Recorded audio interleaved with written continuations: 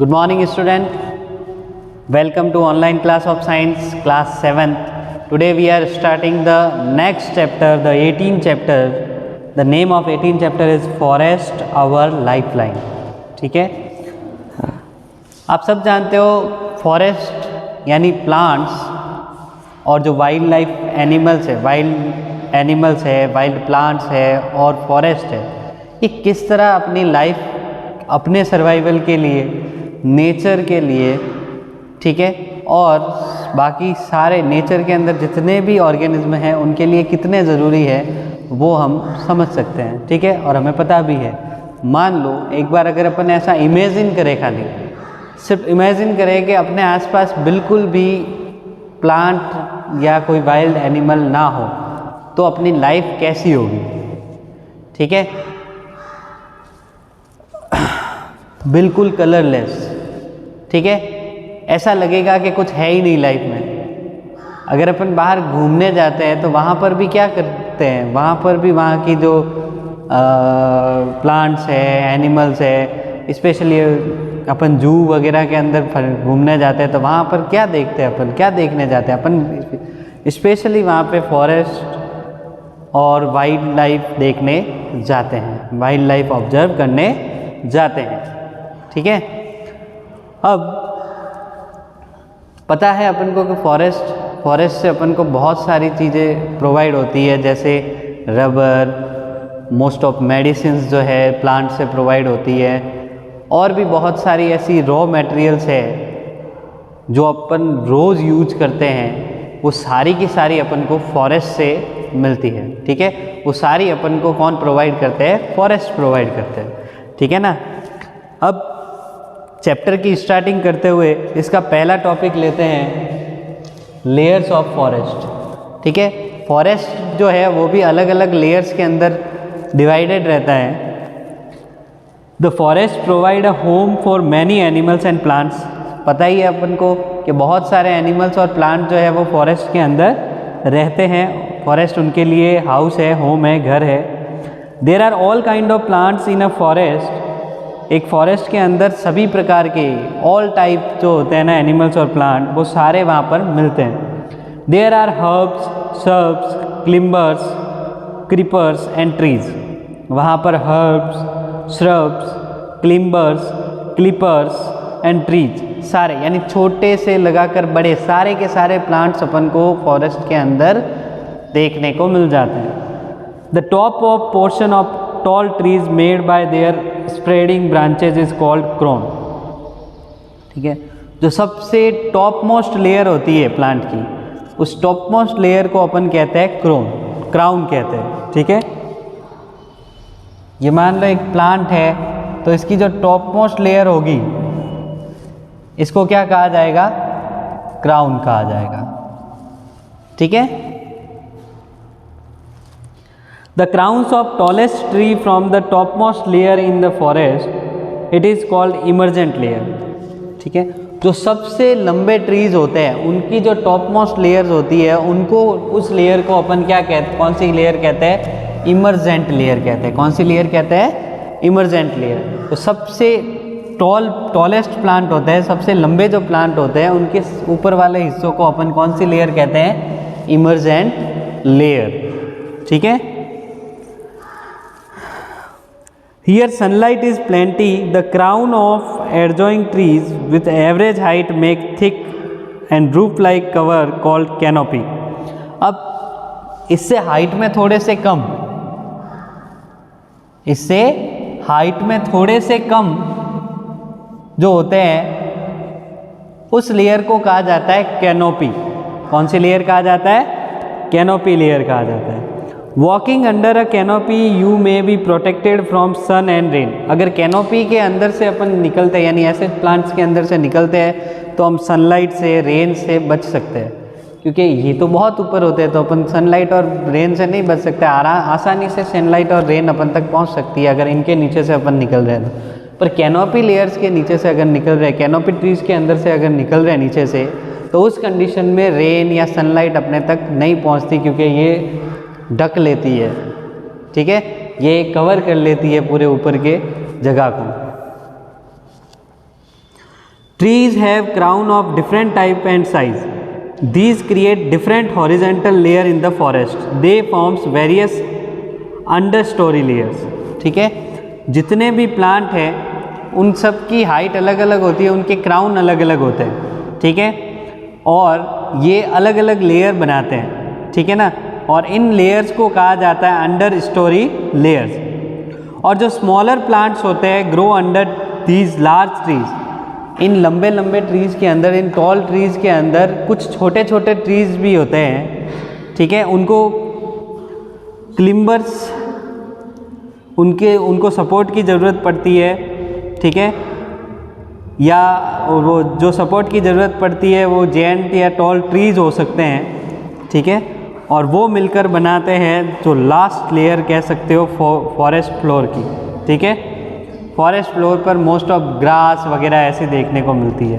तो इससे अपन को पता चला कि सबसे ऊपर जो लंबे सबसे टॉलेस्ट प्लांट होते हैं उनकी upper most layer emergent layer, ठीक है, फिर उससे कम हाइट वाले प्लांट्स होते हैं उस लेयर को कैनोपी लेयर कहते हैं, फिर डिफरेंट प्लांट की डिफरेंट इनसे कम, ठीक है, पर डिफरेंट क्राउन्स होते हैं, यानी उनकी हाइट डिफरेंट होती है, तो उनको अंडर स्टोरी लेयर्स कहते हैं। और जो फॉरेस्ट फ्लोर यानी बहुत छोटे छोटे प्लांट्स जो फॉरेस्ट फ्लोर यानी बिल्कुल अर्थ के पास उगते हैं, ठीक है, ग्रो करते हैं, उनको अपन फॉरेस्ट फ्लोर लेयर कहते हैं, ठीक है ना।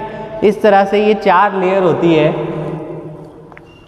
फिर है second topic, shelter for animals. आपको पता है शेल्टर का मतलब होता है हाउस, ठीक है, तो फॉरेस्ट जो है वो एनिमल्स के लिए एक टाइप का हाउस है। जैसे अपन अपने घर में सेफ फील करते हैं, वैसे ही वाइल्ड लाइफ जो है, वाइल्ड लाइफ एनिमल्स है, वो खुद को फॉरेस्ट के अंदर सेफ फील करवाते हैं। अगर आप एक लॉयन को या किसी भी फॉक्स को या अदर वाइल्ड एनिमल को अगर अपन सिटी के अंदर ले आए तो वो डर जाएगा इतने सारे लोगों को देख कर, पर अगर वो फॉरेस्ट में जाएगा तो वो खुद को सेफ फील करेगा कि हाँ ये मेरी जगह है। उसी तरह से जैसे अपन भी अपने घर में सेफ फील करते हैं, किसी दूसरे के घर में सेफ फील नहीं करते हैं, ठीक है। तो जो फॉरेस्ट है वो एनिमल्स के जो है वो शेल्टर है, शेल्टर यानी हाउस, ठीक है ना। फॉरेस्ट लगभग जितने भी wild animals, wild life animals हैं, उन सब के लिए शेल्टर है। A forest is a home to plants and animal where they can live comfortably, grow and reproduce, ठीक है।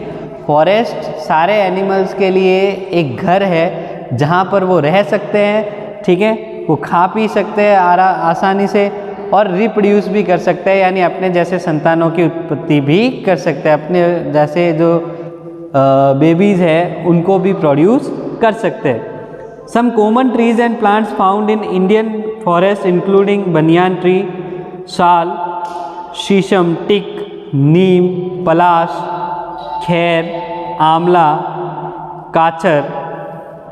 These trees and plants give food and shelter to various kind of bird, insects and other animal. ये कुछ plants जो है जैसे साल, teak, शीशम, नीम, पलाश, ये सारे जो है ये एनिमल्स को फूड प्रोवाइड करते हैं, ठीक है ना।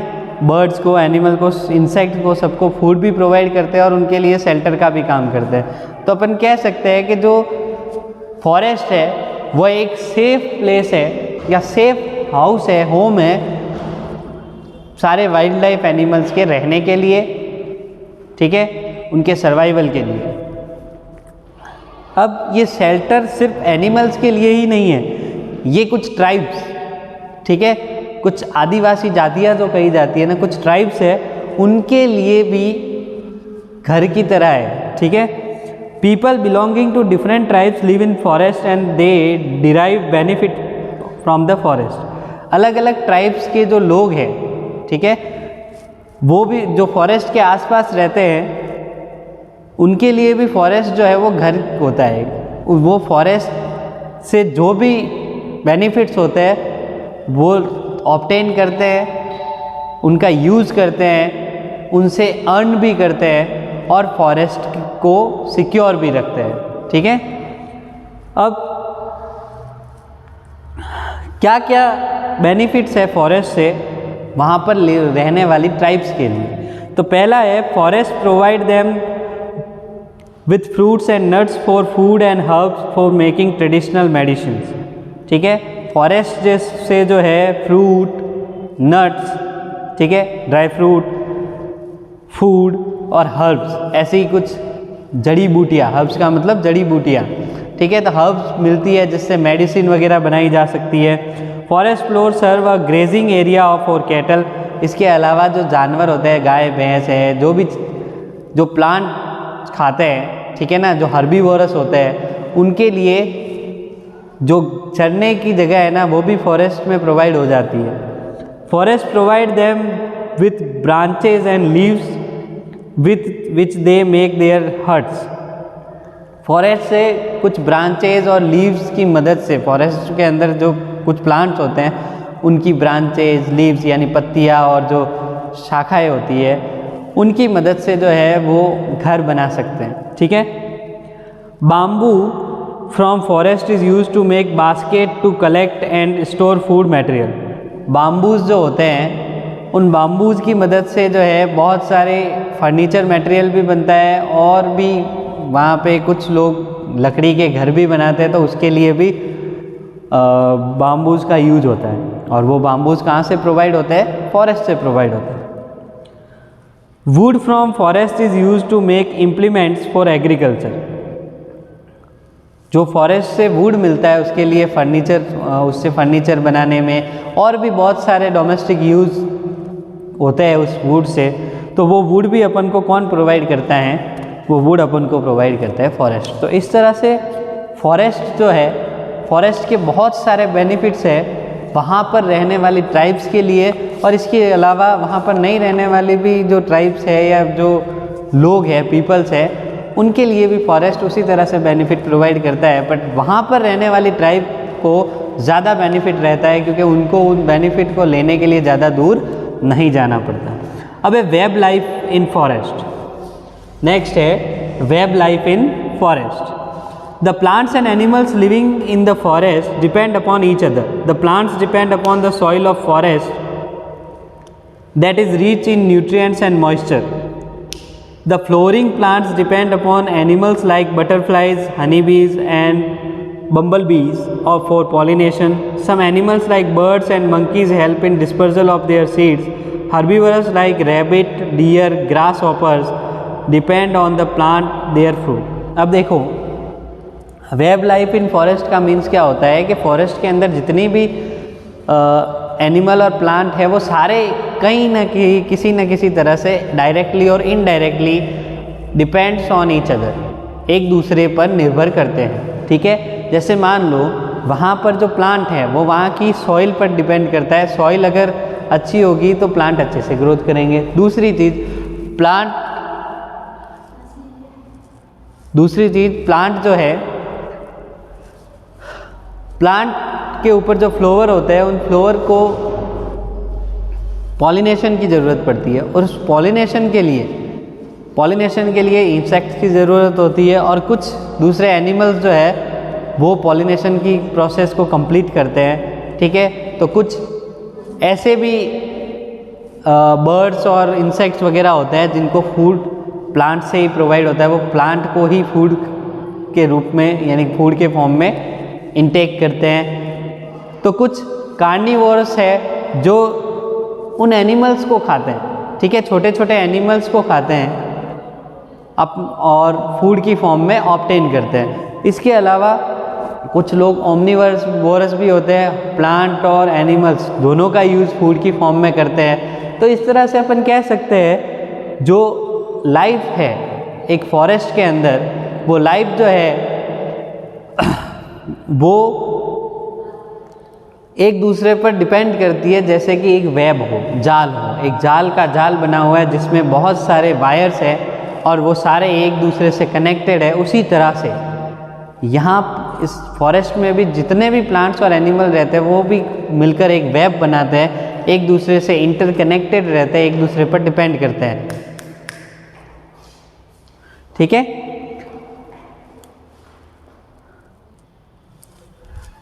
ओके। तो क्या समझ में आया कि अपने फॉरेस्ट के अंदर जो है कुछ प्लांट्स जो है वो सॉइल पे डिपेंड करते हैं, कुछ एनिमल्स जो है वो प्लांट्स पे डिपेंड करते हैं फॉर फूड, कुछ एनिमल्स उन छोटे छोटे एनिमल्स पर फूड के लिए डिपेंड करते हैं, तो कुछ ऐसे भी एनिमल होते हैं जो बड़े एनिमल्स पर डिपेंड करते हैं, तो कुछ ऐसे भी एनिमल होते हैं जो उन बड़े बड़े एनिमल्स के डेड के बाद उनके डेड एंड डिकेइंग पार्टिकल्स को फूड की फॉर्म में लेते हैं, इनटेक करते हैं। तो इस तरह से ये जो एक चेन बनी इसको अपन कहते हैं फूड चेन। जैसे मान लो ग्रास है, इसको ग्रास हॉपर खाता है या कोई बर्ड खाता है, बर्ड को माउस या कोई दूसरा जानवर फॉक्स खाता है, फॉक्स को लॉयन खाता है, तो ये एक फूड चेन हो गई। तो इसी तरह से और भी तो कोई खाता है, जैसे डियर खाता है, डियर को लॉयन खाता है। तो इस तरह से बहुत सारी फूड चेन्स जो है वो फॉरेस्ट के अंदर होती है, और ये बहुत सारी फूड चेन आपस में मिल करके एक फूड वेब बनाती है। ठीक है, तो अपन कह सकते हैं फॉरेस्ट के अंदर जो लाइफ है वो एक तरह से एक वेब कंस्ट्रक्ट करती है, वेब प्रोड्यूस करती है। मीन्स वहाँ पर जो एनिमल्स और प्लांट्स है वो एक दूसरे पर इनडायरेक्टली और डायरेक्टली डिपेंड करते हैं। ठीक है, the next is forest as a source of industrial raw material. Forest जो है वो बहुत सारे ऐसे मटेरियल प्रोवाइड करता है जो इंडस्ट्रीज़ के अंदर यूज़ में आते हैं। ठीक है, जैसे rubber, plywood, timber, fuel wood, paper, fodder, gum, resin, कत्था। ठीक है, eatable fruits and medicinal plants and industrial as well as the local people। ठीक है, इंडस्ट्री के अंदर बहुत सारे जो चीज़ों का प्रोडक्शन होता है, बहुत सारी थिंग्स का प्रोडक्शन होता है, उसके लिए ज़रूरी होती है कुछ रॉ मटेरियल्स जो फॉरेस्ट से प्रोवाइड होते हैं, जैसे रबर है, प्लाईवुड है, टिम्बर है, फ्यूल वुड है, पेपर है, खाने की जो फसलें क्रॉप्स है जैसे वीट वगैरह है। ठीक है, ईडेबल फ्रूट्स हैं, कत्था, रेजिन, ये सारी चीज़ें जो है वो ज़रूरी होती है इंडस्ट्री के लिए और लोकल पीपल्स के लिए भी, और वो कहाँ से प्रोवाइड होती है? फॉरेस्ट से। ठीक है, this forest also provide animals products like honey, wax, lac etcetera. Wild animals are main source of meat और इस ठीक है, मीट वाइल्ड एनिमल्स से मिलता है, इसके अलावा हनी, वैक्स, लैक ये भी एनिमल्स और कुछ इंसेक्ट से मिलता है। ठीक है ना। अब है forest help in regulating water cycle. इसके अलावा फॉरेस्ट जो है वाटर साइकिल का रेगुलेशन भी करते हैं, क्योंकि देखो फॉरेस्ट जो है फॉरेस्ट के अंदर जो प्लांट होते हैं, जब पानी बारिश हो रही होती है, रेन वाटर जैसे ही आता है तो कुछ रेन वाटर तो अर्थ के अंदर चला जाता है, और जितने ज़्यादा फॉरेस्ट यानी जितने ज़्यादा प्लांट्स होते हैं तो उतनी ही ज़्यादा उनकी रूट्स होगी, वो रूट्स सारे उस पानी को क्या करते हैं? एब्जॉर्ब करती है। एब्जॉर्ब करते हैं, ज़्यादा से ज़्यादा पानी अर्थ के नीचे की लेयर में ले जाती है और वो फिर ग्राउंड वाटर की फॉर्म में यूज़ में आता है। और कुछ जो एक्सेस वाटर होता है, वो एक्सेस वाटर क्या होता है? इनकी लीव्स पर आ जाता है, इनकी पत्तियों पर आ जाता है, और सनलाइट की वजह से वो जो पानी है, वो जो एक्सेस वाटर है जो लीव्स पर आ जाता है, वो वाटर जो है वो ट्रांसमिशन की प्रोसेस से वापस क्या बन जाता है? क्लाउड फॉर्मेशन करता है, और क्लाउड फॉर्मेशन होने के बाद जब भी रेनी सीजन होगी वो क्लाउड क्या करेंगे? रेन करवाएंगे। इस तरह से ये वाटर साइकिल चलता रहता है, और जितने ज़्यादा प्लांट होंगे वाटर साइकिल उतना ही सही ढंग से चलेगा। और वाटर साइकिल इसीलिए कहा जाता है कि फॉरेस्ट जो है, forest help in regulating water cycle. Water cycle को रेगुलेट करने के लिए भी फॉरेस्ट जो है वो बहुत ज़रूरी है। ठीक है, अब फॉरेस्ट किस तरह से ज़रूरी है? Forest recycle water in atmosphere through transpiration. अभी मैंने बताया फॉर्मेशन ट्रांसपिरेशन की प्रोसेस से क्या करता है, ये जितना एक्सेस वाटर है वो क्लाउड फॉर्म करने में यूज़ ले लेता है। Later the water reaches the forest in the form of rainfall. The roots of plants anchor the soil particles and decrease the run off rate of rain water. अगर बहुत ज़्यादा पानी बह रहा है तो अगर बहुत ज़्यादा अमाउंट में प्लांट्स होंगे तो वो क्या करेगा? वो प्लांट्स वो जो उनकी रूट है वो उस वाटर को एब्जॉर्ब करेगी और ज़्यादा से ज़्यादा पानी को अर्थ सॉइल के अंदर एब्जॉर्ब करने की कोशिश करेगी। तो उससे रेन की जो स्पीड है सॉरी वाटर फ्लो की जो स्पीड है वो भी कम हो जाती है, फ्लड जैसी जो कंडीशन है वो भी नहीं हो आती है, ठीक है।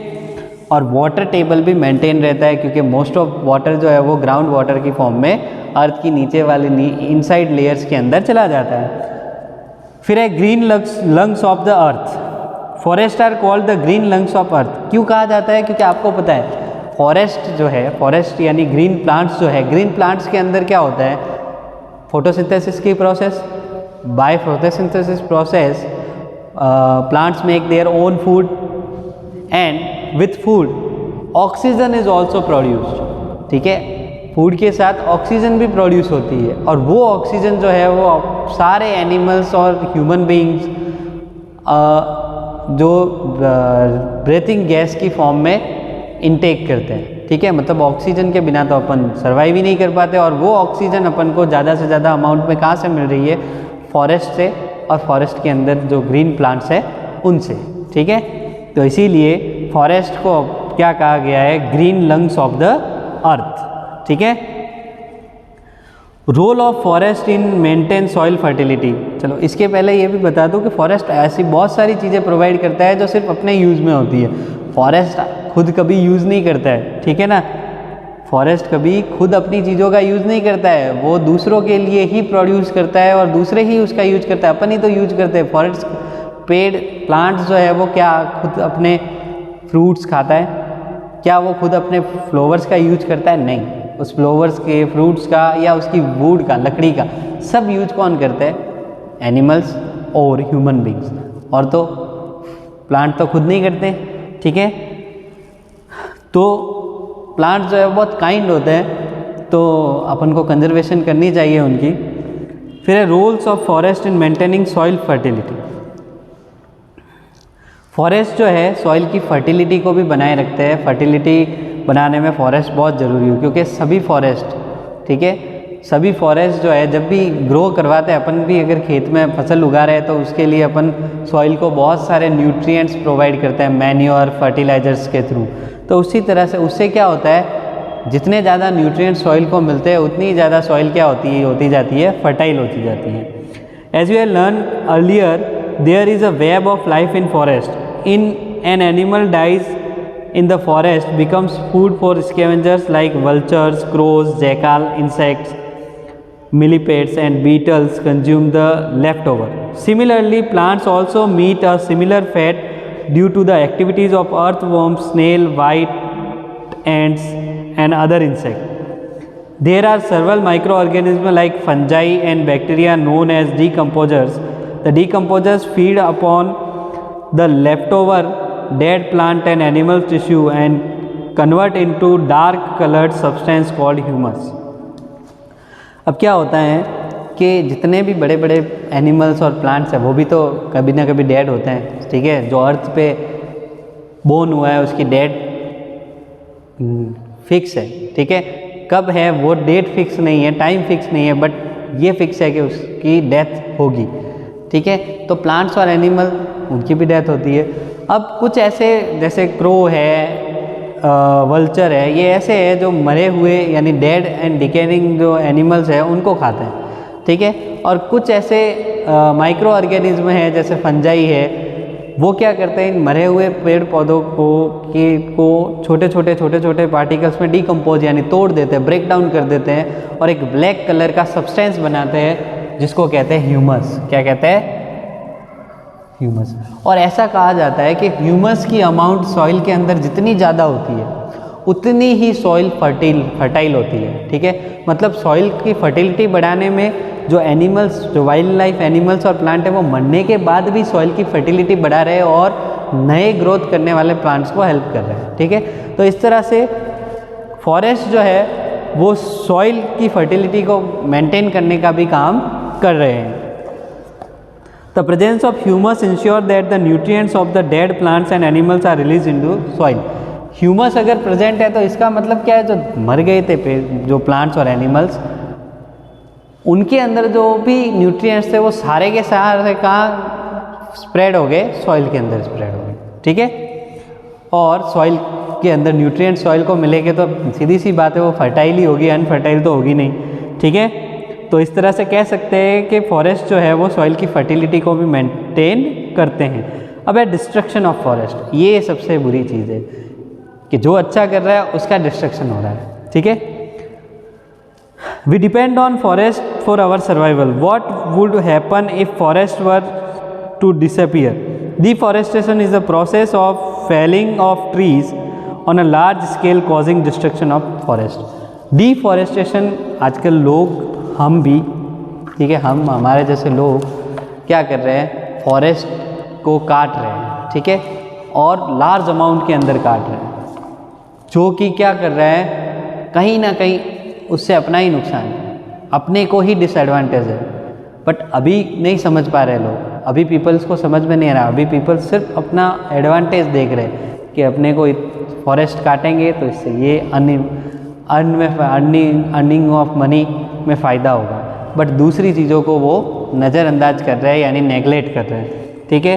अब लार्ज अमाउंट में फॉरेस्ट को काटना डिफॉरेस्टेशन कहा जाता है, और डिफॉरेस्टेशन की वजह से धीरे धीरे फॉरेस्ट का डिस्ट्रक्शन हो रहा है, यानी फॉरेस्ट की नंबर के अंदर कमी आ रही है। अब क्या कॉज है, क्या रीज़न है डिस्ट्रक्शन ऑफ फॉरेस्ट के? Forest are destroyed for cultivation crops. अब लोगों, क्योंकि पॉपुलेशन बढ़ रही है वर्ल्ड की, तो उस वर्ल्ड की पॉपुलेशन बढ़ेगी तो उनको खाने के लिए खाना भी चाहिए, तो क्रॉप भी मतलब जो एग्रीकल्चर है वो भी ज़्यादा करनी पड़ेगी। तो लोग क्या कर रहे हैं, जहाँ फॉरेस्ट है उस फॉरेस्ट को हटाकर वहाँ पे क्रॉप ग्रो कर रहे हैं, यानी एग्रीकल्चर की प्रोसेस कर रहे हैं। तो उससे एग्रीकल्चर से जो फोडर प्लांट्स है या फोडर क्रॉप्स है वो तो मिल जाएगी, पर दूसरे प्लांट्स जो है वो धीरे धीरे ख़त्म हो जाएंगे, यानी फॉरेस्ट जो है वो डिस्ट्रक्ट होते जाएंगे। सेकेंड है, forest are destroyed for firewood. Firewood के लिए charcoal, mineral ores, timber, bamboos, fodder और रॉ मटेरियल्स जैसे पेपर, रबर, इनके लिए जो है फॉरेस्ट को काटा जा रहा है। तीसरा रीज़न है, water, land and air pollution caused by industries result in the destruction of forest. Water pollution, land pollution जो, और एयर पॉल्यूशन जो इंडस्ट्रीज़ की वजह से हो रहा है, वो भी एक मेन रीज़न बना हुआ है फॉरेस्ट के डिस्ट्रक्शन के लिए, ठीक है। फिर है अर्बनाइजेशन। अब सब लोगों को चाहिए कि हमारा बड़ी सी बिल्डिंग जैसा महल का महल घर हो, ठीक है, सब सुविधाएं होनी चाहिए। इस चक्कर में क्या कर रहे हैं लोग, जो फॉरेस्ट का लैंड है उसका यूज़ रहने के लिए, बिल्डिंग्स बनाने के लिए कर रहे हैं, ठीक है। अर्बनाइजेशन यानी शहरीकरण कर रहे हैं, गाँव को भी, विलेज को भी क्या कर रहे हैं, अर्बनाइजेशन, अर्बन एरियाज़ के अंदर यानी सिटीज़ के अंदर कन्वर्ट करने की कोशिश कर रहे हैं, और उस चक्कर में जो है फॉरेस्ट डिस्ट्रॉय हो रहे हैं। Roadways and railways led to men encroach on the natural habitat of wild animals, causing them to move away to unsuitable environments where they cannot survive. अब इसके अलावा क्या कर रहे हैं लोग जो है अपने ट्रांसपोर्ट को कम करने के लिए जंगलों से होते हुए, फॉरेस्ट से होते हुए क्या कर रहे हैं, रास्ते बना रहे हैं, ठीक है। और उसकी वजह से क्या हो रहा है, इतना ज़्यादा नुकसान हो रहा है कि प्लांट्स, एनिमल्स सारे के सारे खतरे में हैं, सारे के सारे अनसिक्योर है, और वो रोडवे और रेलवेज़ बनाने के लिए उन फॉरेस्ट की बहुत ज़्यादा अमाउंट में जो है वो डिस्ट्रॉय भी कर रहे हैं उन फॉरेस्ट को, ठीक है। Forest fires and heavy floods destroy forest and kill wild life. कई बार अचानक फॉरेस्ट फायर और हैवी फ्लड्स यानी बाढ़ की वजह से भी जो है फॉरेस्ट और वहाँ पर रहने वाली वाइल्ड लाइफ जो है डिस्ट्रॉय हो रही है। फिर epidemics and parasite destroy the several species of wildlife. Extensive hunting of animals for food, money and luxury item decreases the number of wildlife. अब कुछ एपिडेमिक्स यानी कुछ बीमारियां जैसे इंसानों के अंदर होती है तो प्लांट्स और एनिमल्स के अंदर भी हो जाती है, उसकी वजह से भी कई बार कुछ स्पीसीज़ जातियाँ की जातियाँ साफ हो जाती है। जैसे मान लो डायनासोर पूरा का पूरा साफ हो गया, ठीक है, अब वो है ही नहीं, वो एक एक्सटिंक्ट स्पीसीज़ है। उसी तरह से बहुत सारी ऐसी स्पीसीज़ है जो किसी एपिडेमिक डिजीज़ की वजह से है ना डिस्ट्रॉय हो जाती है। और कई बार दूसरा रीज़न ये भी रहता है, कुछ अपने शौक मौज के लिए हंटिंग करते हैं, हंटिंग के चक्कर में जो है वाइल्ड लाइफ जो है मारी जा रही है, किल की जा रही है। इसके अलावा कुछ लोगों को रॉयल, कोई कहता है ना कि मेरे घर में के शेर की चमड़ी है, ठीक है, शेर की खाल पड़ी है, तो शेर की खाल के चक्कर में शेर को मारेंगे पहले तो, फिर वो शेर की खाल लाएंगे, इसका मतलब अपने रॉयल शौक पूरे करने के लिए, ठीक है, लग्जरी आइटम अपने घर में हो, इसके लिए वो फॉरेस्ट और वाइल्ड लाइफ को क्या कर रहे हैं, नुकसान पहुंचा रहे हैं। Excessive spraying of insecticides to control harmful insect leads to death of animals. अब इसके अलावा जो है वो प्लांट्स और क्रॉप्स जब उगाई जाती है, ग्रो की जाती है, तो उस पर बहुत ज़्यादा अमाउंट में इंसेक्टिसाइड और पेस्टिसाइड्स का यूज किया जाता है ताकि क्रॉप्स को इंसेक्ट से बचाया जाए।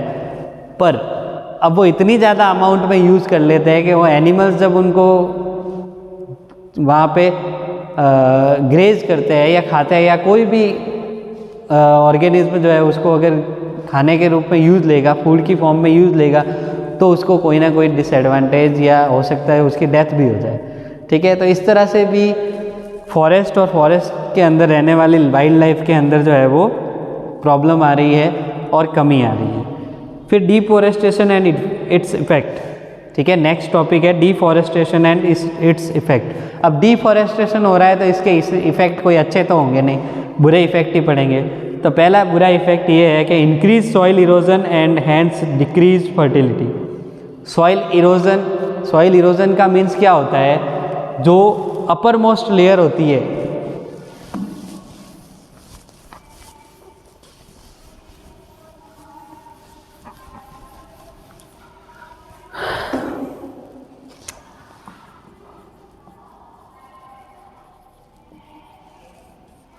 सॉइल इरोजन क्या होता है, जो सॉइल की अपर मोस्ट लेयर होती है ना, ऐसा माना जाता है सबसे ज़्यादा न्यूट्रिएंट्स जो है वो सॉइल की अपर मोस्ट लेयर में होते हैं, ठीक है, और उसी की वजह से प्लांट की ग्रोथ अच्छी होती है। अब मान लो फॉरेस्ट कट कर दिए गए, प्लांट्स कट कर दिए गए, तो जो अपर मोस्ट लेयर को है ना, फॉरेस्ट या प्लांट्स की जो रूट्स होती है, वो रूट्स उस मिट्टी को है ना बिल्कुल बाइंड करके रखती है खुद से, ठीक है। तो फिर फ्लड आता है या हवा आती है तो वो मिट्टी कहीं नहीं जाती है। पर अपन ने तो डिफॉरेस्टेशन कर दिया है, डिफॉरेस्टेशन कर दिया है तो वहाँ पे प्लांट या प्लांट की रूट तो है ही नहीं, तो उसकी वजह से क्या होगा, जो अपर मोस्ट लेयर होती है सॉइल की, या तो वो हवा के साथ, एयर के साथ वो उड़कर चली जाती है, या पानी के साथ बहकर चली जाती है, वाटर के साथ फ्लो होकर चली जाती है, यानी टॉप मोस्ट लेयर जो सॉइल की है वो बचती नहीं है। अब वो ही नहीं बचेगी तो किस तरह से अपन कह सकते हैं कि सॉइल की फर्टिलिटी रहेगी। वो तो सॉइल की फर्टिलिटी जो टॉप मोस्ट लेयर देती है वो तो चली जाती है। तो इस प्रोसेस को जो है टॉप मोस्ट लेयर का हवा के साथ या एयर के साथ या वाटर के साथ फ्लो होकर एक प्लेस से दूसरी प्लेस पर चले जाना, यही कहा जाता है सॉइल इरोजन, ठीक है। और सॉइल इरोजन बढ़ रहा है क्योंकि प्लांट्स कटेंगे तो सॉइल इरोजन बढ़ेगा, सॉइल इरोजन बढ़ेगा तो फर्टिलिटी क्या होगी, कम होगी, फर्टिलिटी डिक्रीज होगी। दूसरा है formation of desert and occurrence of flood. सीधी सी बात है, प्लांट काटोगे तो वहाँ क्या हो जाएगा, डेजर्ट हो जाएगा, ठीक है। और फ्लड होने की संभावना भी ज़्यादा होती है क्योंकि मैंने पहले ही बताया, जो प्लांट्स जितने ज़्यादा होंगे वो उतने ही ज़्यादा वाटर को सॉइल के अंदर एब्जॉर्ब कर लेंगे और पानी का जो वेलोसिटी या स्पीड है फ्लो होने की वो कम हो जाएगी, तो फ्लड जैसी जो कंडीशन है वो नहीं होगी। पर अगर डिफॉरेस्टेशन हुआ तो फ्लड जैसी कंडीशन हो जाएगी, ठीक है। फिर disappearance of plants, animals and microbial species. अब प्लांट्स वगैरह फॉरेस्ट ख़त्म हो गए तो सारे एनिमल्स जो है वो सिक्योर हो जाएंगे। फिर वो ऐसी जगह जाएंगे जहाँ पे लोग होंगे, लोग खुद उन एनिमल को देखकर इनसिक्योर हो जाएंगे और या तो वो उनको मार देंगे या ये उनको मार देंगे। इस तरह से एनिमल्स और वाइल्ड लाइफ और कुछ स्पीसीज़ के हो सकता है एक्सटिंक्ट भी हो जाए, यानी पूरी तरह से अर्थ से ख़त्म भी हो जाए। Increase in carbon dioxide concentration. इसके अलावा प्लांट्स नहीं होंगे तो ऑक्सीजन कौन प्रोड्यूस करेगा, नहीं करेगा कोई प्रोड्यूस, तो सारे के सारे जो एनिमल्स है वो क्या करेंगे, कार्बन डाइऑक्साइड छोड़ेंगे, और जितनी ज़्यादा कार्बन डाइऑक्साइड यहाँ पर होगी उतना ही टेम्परेचर भी अर्थ का बढ़ जाएगा। कहने का मतलब अगर प्लांट नहीं होंगे तो ऑक्सीजन नहीं होगी, फिर ज़्यादा से ज़्यादा क्या होगी, कार्बन डाइऑक्साइड, यानी कार्बन डाइऑक्साइड के अमाउंट में इंक्रीजमेंट आ जाएगा, ठीक है। और कार्बन डाइऑक्साइड जब बढ़ती है तो हीट भी बढ़ती है, टेम्परेचर भी बढ़ता है, और टेम्परेचर बढ़ेगा तो पूरे वर्ल्ड पर गर्मी पड़ने लगेगी खतरनाक वाली, जिसको अपन कहते हैं ग्लोबल वार्मिंग। यानी पूरे अर्थ का एक साथ जब टेम्परेचर बढ़ जाता है तो उसको अपन क्या कहते हैं, ग्लोबल वार्मिंग। अब नेक्स्ट है, अब इतना सब कुछ नुकसान होता है, ऐसा नुकसान नहीं करना है, ऐसे डिसएडवांटेज होने से पहले ही अपन को क्या करना है, फॉरेस्ट का कंजर्वेशन।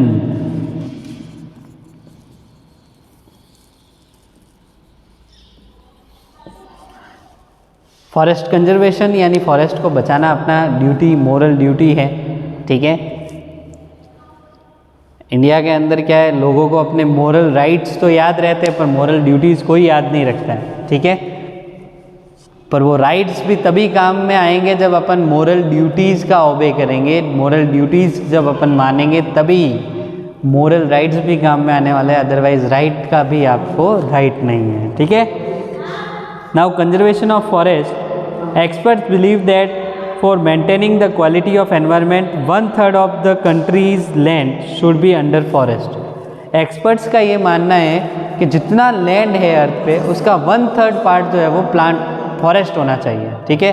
बाकी सारा पार्ट जो है लैंड का वो दूसरे यूज़ में होना चाहिए, ठीक है। But some of the activities human beings have disturb the biologically balance, deforestation has aggravated the situation of great extent. पर कुछ ह्यूमन एक्टिविटीज़ की वजह से वो नहीं हो पा रहा है, प्लांट्स की अमाउंट में, फॉरेस्ट की अमाउंट में कमी ही आ रही है, ठीक है। बिल्कुल भी ऐसा नहीं कि इंक्रीजमेंट आए, डिक्रीजमेंट ही आ रहा है। और उसकी वजह से अब कंडीशन ये है कि अपन को फॉरेस्ट को कंजर्व करना ज़रूरी हो गया। अगर अपन फॉरेस्ट की कंजर्वेशन नहीं करेंगे तो हो सकता है बहुत सारे बेनिफिट्स जो फॉरेस्ट से अपन को या दूसरे एनिमल्स को या प्लांट्स को होते हैं वो नहीं मिल पाएंगे, और लोगों का अर्थ पर सरवाइव करना भी जो डिफ़िकल्ट हो जाएगा, ठीक है। अब फॉरेस्ट को कंजर्व करने के लिए क्या क्या करना चाहिए। Silviculture is one of the major program that is been started to replenish forest. Silviculture एक प्रोग्राम था जिससे कि फॉरेस्ट को वापस ग्रोथ करवाई जाए, फॉरेस्ट के अंदर इंक्रीजमेंट की जाए। It has help in preserving the environment by bringing more and more areas under forest. It produces a large quantity of raw materials of various industries। सिविकल्चर के थ्रू, ये सिविकल्चर एक प्रोग्राम था जिसके थ्रू फॉरेस्ट के area के अंदर increment लाने के लिए कोशिशें की गई, प्रयास की गए, ठीक है। फिर afforestation can be done in the areas that are unfit for agriculture. जहाँ एग्रीकल्चर के लिए एरिया अनफिट है, सही नहीं है, वहाँ पर अपन को अफॉरेस्टेशन, ज़्यादा से ज़्यादा प्लांटेशन करना चाहिए, ठीक है। Such as area along highways and rivers, a special program of tree plantation called Van Mahotsav is held every year in our country. Highway, rivers के जो बैंक्स होते हैं उनके किनारों पर जो है प्लांट्स लगाने चाहिए, ठीक है। अपने इंडिया के अंदर एक स्पेशल प्लांटेशन का प्रोग्राम होता है जिसको कहा जाता है वन महोत्सव, जो हर साल होता है, एवरी ईयर,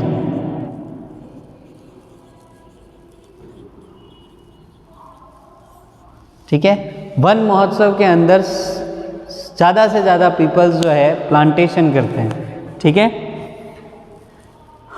अवेयरनेस और program need to be organized to sensitize more and more people to the burning issue of conservation of the and preservation of forest, ठीक है। अवेयरनेस बहुत ज़रूरी है, सेल्फ अवेयरनेस, और दूसरों के लिए अवेयरनेस प्रोग्राम अगर अपन रखें, मैनेज करें और लोगों को ये समझाए कि किस तरह से फॉरेस्ट हमारे लिए इम्पोर्टेंट है, और अगर फॉरेस्ट नहीं हुए तो क्या डिफ़िकल्टीज़ अपन को फेस करनी पड़ जाएगी, ठीक है। अगर ये अवेयरनेस अपन पीपल्स के अंदर ज़्यादा से ज़्यादा ला सके तो फॉरेस्ट कंजर्वेशन में अपन को बहुत हेल्प मिलेगी, ठीक है। क्योंकि अब आपको पता चल गया है कि आज क्या कंडीशन है फॉरेस्ट की और क्यों इम्पोर्टेंट है फॉरेस्ट, तो आप दूसरों को समझ सकते हो, दूसरों के अंदर अवेयरनेस ला सकते हो ताकि फॉरेस्ट अफॉरेस्टेशन हो, डिफॉरेस्टेशन नहीं। Biodiversity that is various species of plants and animals need to preserve in botanical garden. Biodiversity का मीन्स होता है अर्थ पर जितनी भी अलग अलग स्पीसीज़ के प्लांट्स और एनिमल्स होते हैं, अलग अलग टाइप के प्लांट्स और एनिमल्स होते हैं, उन सबको क्या कहा जाता है, बायोडाइवर्सिटी कहा जाता है। और बायोडाइवर्सिटी होनी बहुत ज़रूरी है। बायोडाइवर्सिटी से ही नेचर की खूबसूरती यानी सुंदरता, ब्यूटीफुलनेस जो है वो रहती है, ठीक है। और इन्हीं की मदद से जो है नेचर के अंदर बहुत सारी ऐसी चीज़ें हैं जो अपन को प्रोवाइड होती है, ठीक है। और बायोडाइवर्सिटी ज़रूरी है, और बायोडाइवर्सिटी को बचाने के लिए, उसको कंजर्व करने के लिए botanical gardens, national park, zoological park, wild life centuries, बहुत ये प्लेसेस है, ये बनाए गए हैं सिर्फ और सिर्फ बायोडाइवर्सिटी की सुरक्षा यानी उसकी सिक्योरिटी के लिए, ठीक है। Local people should be involve in afforestation effort, ठीक है। सिर्फ कुछ कम्युनिटीज़ ही नहीं, सारे के सारे लोकल पीपल्स जो है, मतलब हम भी खुद भी प्लांटेशन, ज़्यादा से ज़्यादा प्लांटेशन करें, यही अपनी मोरल ड्यूटी है, जिससे फॉरेस्ट का कंजर्वेशन जो है वो ज़्यादा अमाउंट में हो पाए, ठीक है। जो बिश्नोई कम्युनिटी है वो ऐसा माना जाता है कि राजस्थान के अंदर वाइल्ड लाइफ कंजर्वेशन के लिए हमेशा लगी हुई रहती है, ठीक है। नाम सुना होगा आपने चिपको आंदोलन, ठीक है। और कुछ ऐसे बहुत सारे चिपको मूवमेंट और ऐसे बहुत सारे मूवमेंट हुए थे, और एक नाम आपने सुना होगा अमृता देवी बिश्नोई का, ठीक है। अमृता देवी बिश्नोई ने ट्री की, खेजड़ी ट्रीज़ की सिक्योरिटी के लिए, सुरक्षा के लिए खुद की, अपने बच्चों की और लगभग 363 पीपल्स ने, सब ने पेड़ों से लिपट कर अपनी जान दे दी थी, ठीक है, सिर्फ इसलिए कि प्लांट्स को न काटा जाए। तो तभी से बिश्नोई कम्युनिटी जो है वो वाइल्ड लाइफ कंजर्वेशन के लिए आगे रहती है, ठीक है। और हमें भी आगे रहना चाहिए, हम भी उनसे कम नहीं हैं, हम भी प्लांट और वाइल्ड लाइफ की कंजर्वेशन कर सकते हो, हमें भी करना चाहिए, ठीक है। तो ये हो गया आपका चैप्टर कंप्लीट, ठीक है। आशा करता हूँ आपको समझ में आएगा। आपके अगर कोई प्रॉब्लम आई हो, आपको कुछ समझ में नहीं आया हो, तो मुझे पूछ लीजिएगा पर्सनली या गूगल मीट पे। Thank you very much.